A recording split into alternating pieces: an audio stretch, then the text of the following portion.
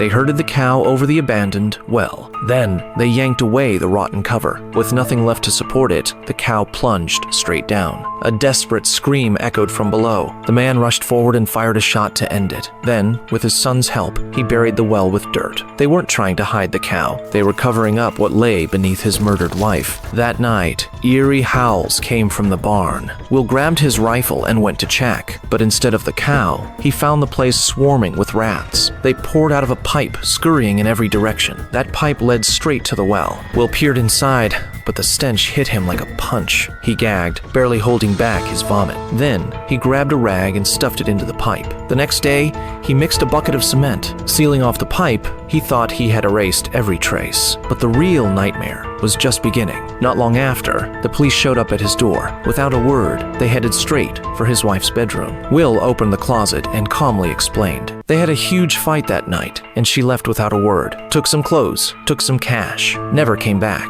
His son backed up the story. The cops had no reason to doubt a kid. A month ago, his wife inherited 4,000 acres of farmland. Combined with his 3,200 acres, they became the biggest landowners in town. But she wanted out. She planned to sell it all, move to the city, and open a boutique. She had no interest in farm life. Their fights got worse. She even made up her mind to sell the land, split the money, and divorce. The only condition, their son would go with her. She warned Will that a buyer was coming in a few days, cash in hand, ready to close the deal. But this was his land, and in his mind, his word was final. That was the last straw. His land, his son. She was trying to take both, and that planted a seed of hate in his heart.